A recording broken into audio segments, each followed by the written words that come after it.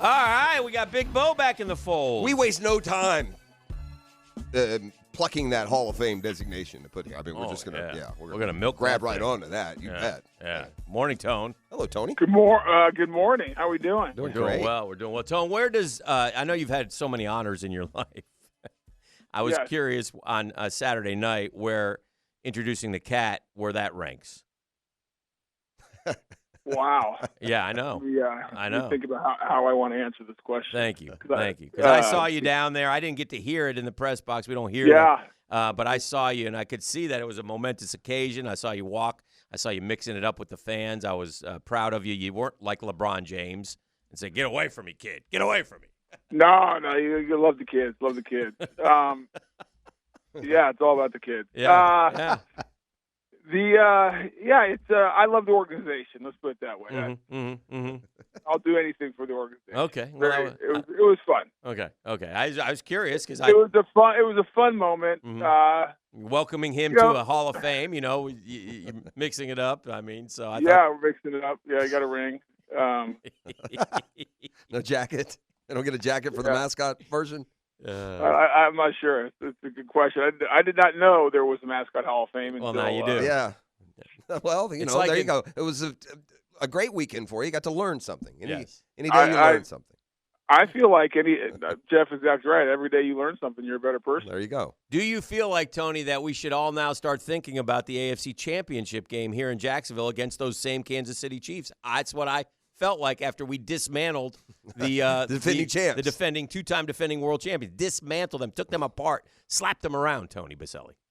I might have put on a text chain during the game that Jeff was on that we might not lose a game this season. Yeah, I love it. The pumper was back. There were bluebirds flying around in the broadcast booth. I like that. They were hot and sweaty bluebirds, but they were bluebirds. Yeah. Tony, we might not lose a game. How hot were you with this being such a skinny man now? Did the stifling heat bother you in the press box at all? No, I thought, I didn't get a sauna in that day, so it was nice. I thought you should have taken your shirt off. Shirt off went Show in off the the way new to body. go. Oh, I did. Nice. I did. The shirt came off for a while. That's the beauty of radio. You can do that. No, it was a warm one. Soupy, I said, Tony. I said it was soupy out there. Tony, I want to ask you a question about something that we hear every preseason, and so my question will be why not? But we always hear this when they go into a preseason game. Of course, we're not game planning. We're just working on us. Isn't game planning part of the procedure? Or when they say that, does that mean they're game planning a little bit? But why, like if you're the Jaguars and you're going out against the Chiefs and Andy Reid, why wouldn't you, quote unquote, game plan a little bit? Because you're not going to take time during. First of all, you have limited practice already with no two-a-days or anything else. You're not going to take time to install specific stuff, work on their defense, because then you're taking scout team reps. You need a scout team. You're taking reps away from your guys. You only have so much time at the facility. There's no like turbo game plan where you do maybe you're all in. You're in for a dime, in for a dollar, right? Yeah, okay. Right. Listen, when we were out there for 100 hours a day, we didn't game plan. Yeah. I hear you. You run your plays. Like you might see. There's no value to that quote game plan process that's worth putting in. You do that. You do that. It used to be the third preseason game. You'd act like a game week, so you go through your prep and you go through a full game plan for that third preseason. Because there's value to your point, Jeff. Like of just getting in the routine and kind of how we're going to do things, especially for the new guys.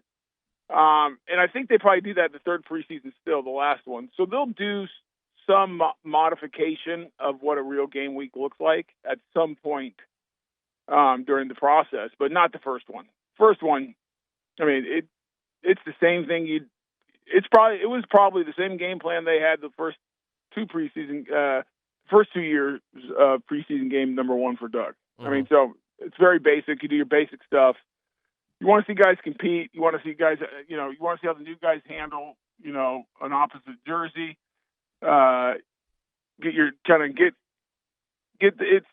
We talk about it all the time. It's all about kind of the building block. So here's another block. We started with OTAs. We got camp. Now we're going to get preseason. And you just kind of work your way to opening day. Everything you do from the moment the season is over to opening day when we go to Miami. So since the last game against Tennessee last year until until we go to Miami, Mm-hmm. that first weekend after Labor Day is in preparation for that. I mean, everything you do, it's all building up to that. And preseason game one's in the books, and that was part of it.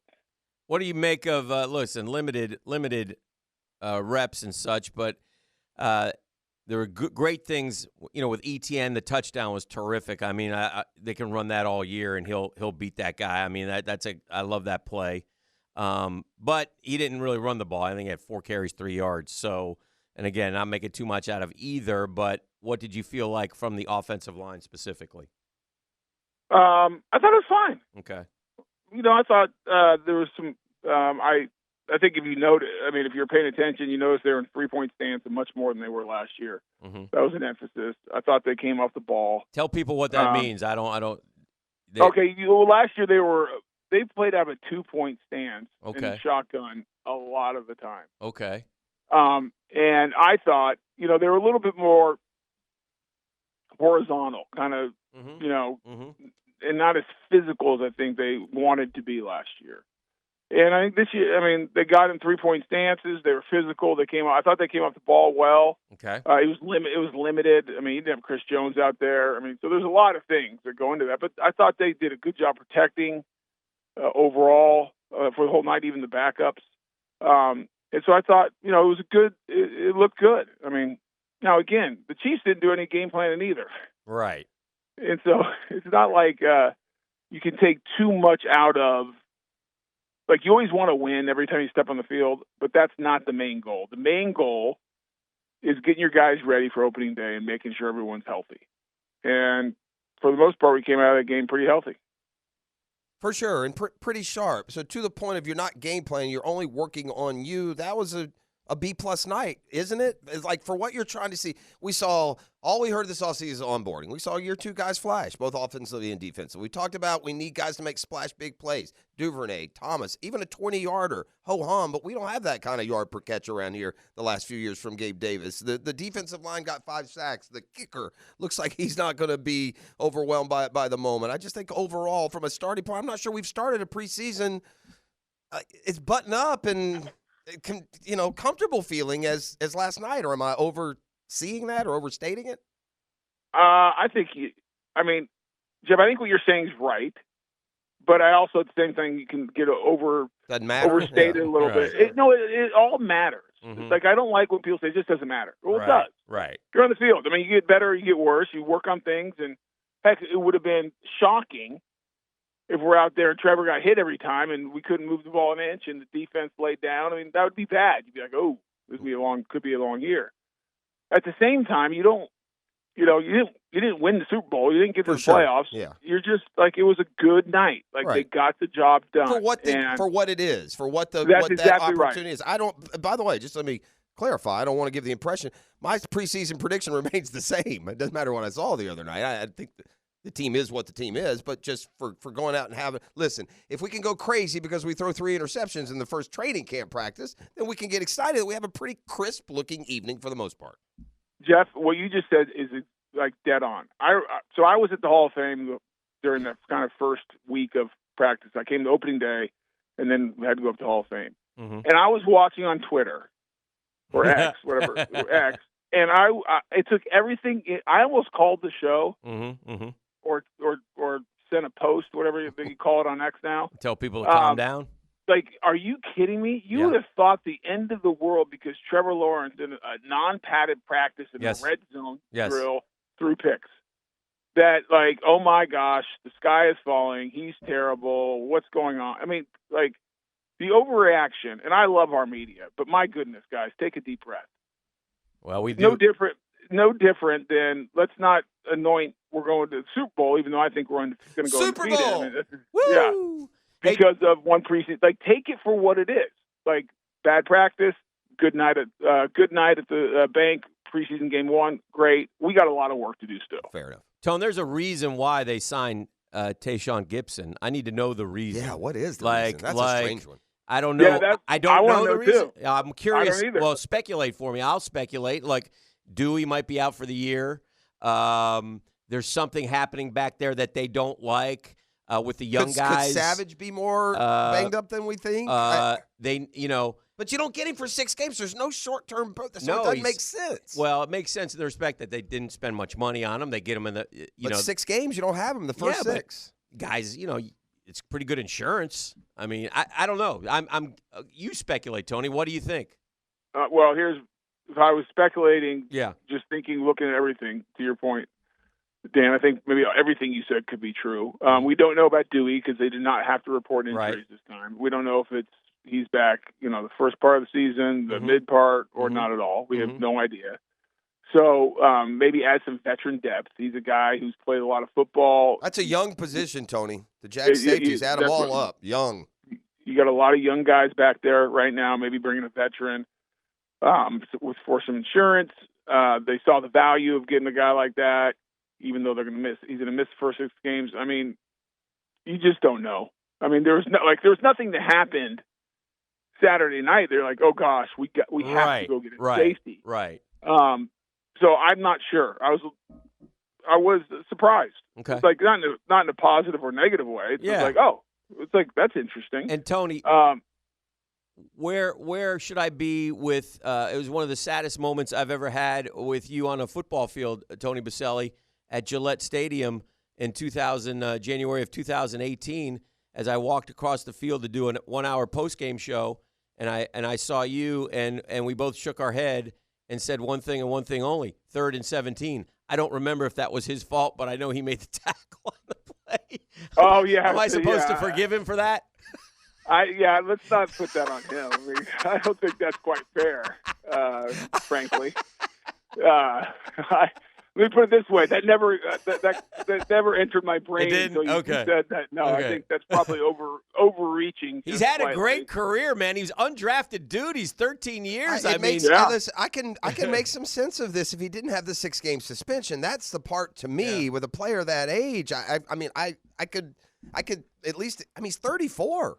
We're talking about old players, especially that position. So to not have him for, I mean, is this guy known as super cerebral, Tony? I mean, you get like a coach in the meeting room type flash. I don't know. Yeah. I have no.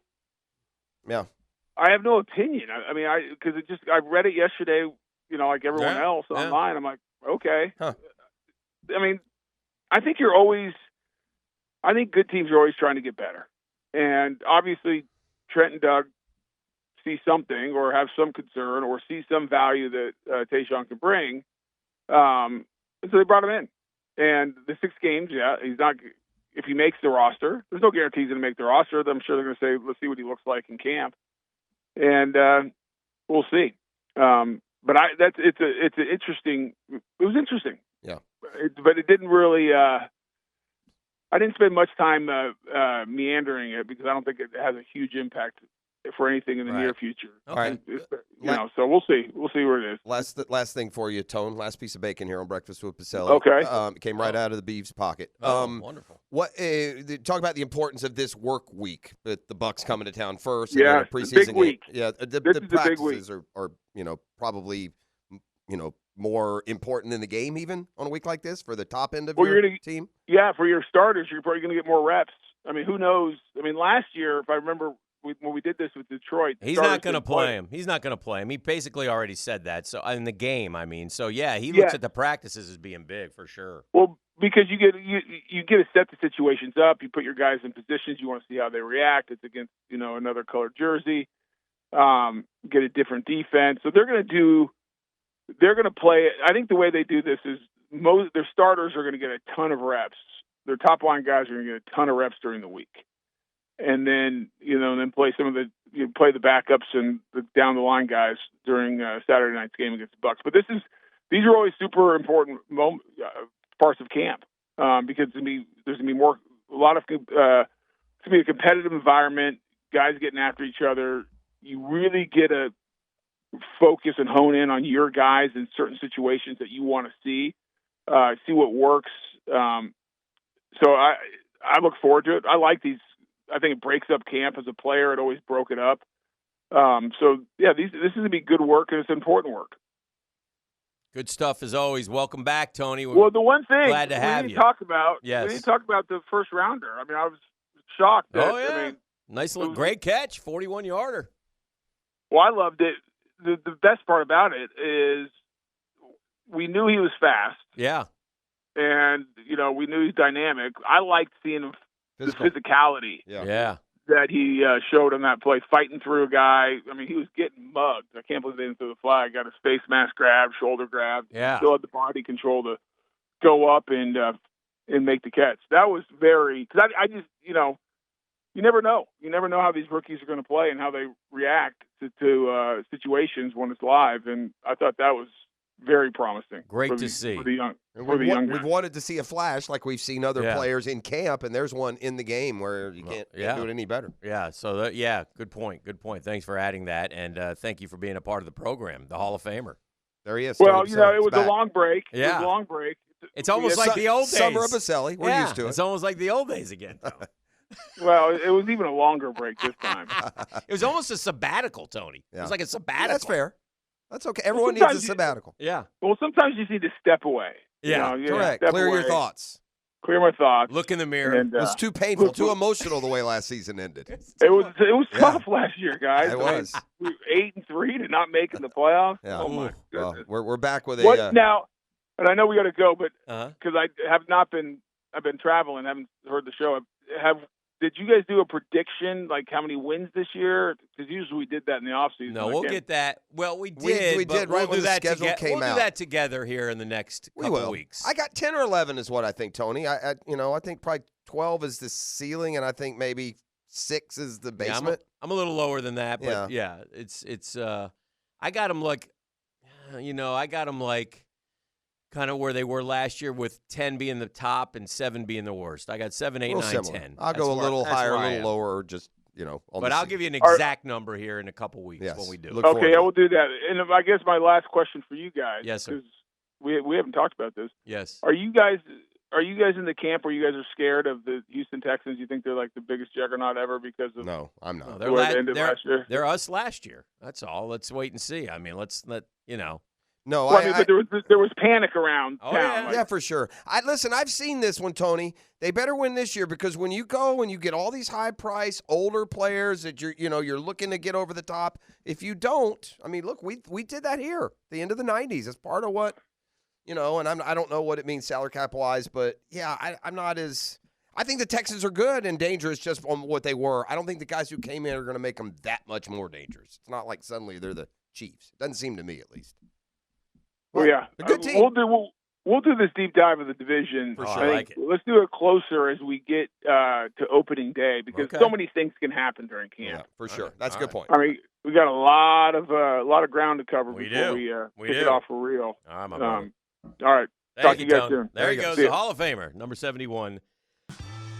Hey, Mia here, and thanks so much for watching 1010XL Jaguars. For even more coverage of the Big Cats, be sure to subscribe to 1010XL Jaguars.